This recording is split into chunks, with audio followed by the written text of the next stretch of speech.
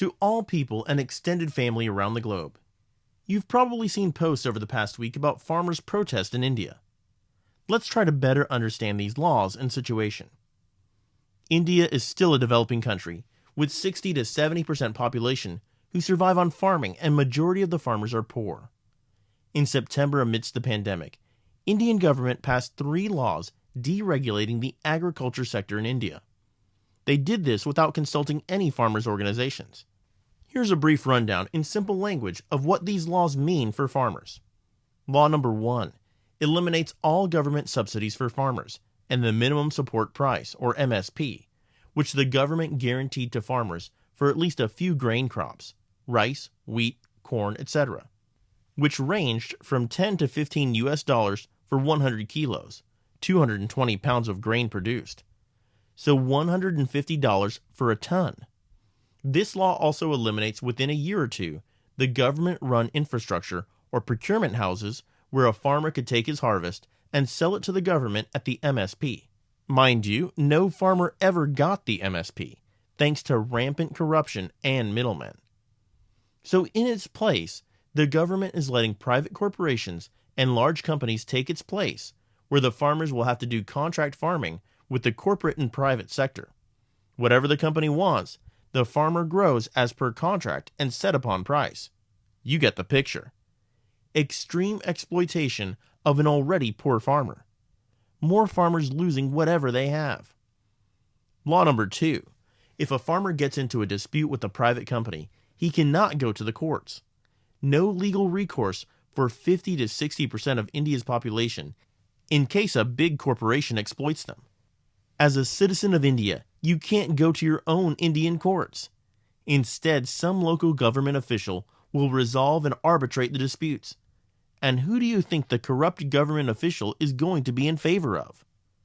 Law number 3.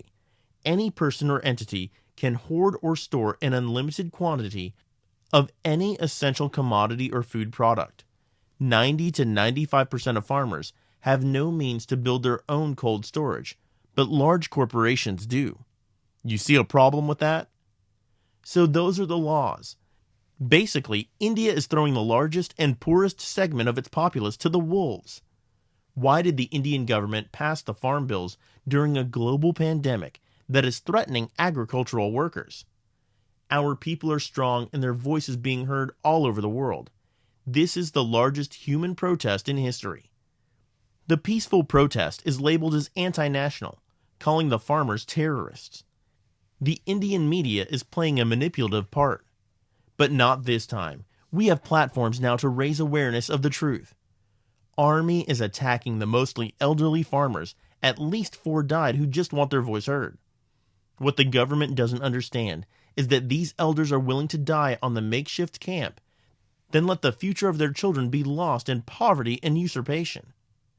In Bihar, farmers are at the mercy of corporations. They migrate to Punjab, looking for work because deregulation has completely taken away their livelihood.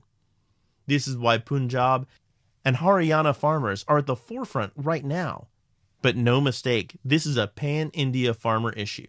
This is a farmer-led movement. So naturally, farmers all across India had been protesting in their own states since September, but no one cared. So finally, last week, Indian farmers from Punjab decided to take their protests to New Delhi, the Indian capital, some walking and traveling on their tractors and carriages hundreds of miles to Delhi. But instead of having a safe journey to their own nation's capital, they were met with numerous police barricades, water cannons, tear gas canisters by the government in order to thwart their march to the capital. But despite all the obstacles and some deaths along the way, they got to Delhi's outskirts, only to find a heavy police and military presence in Delhi.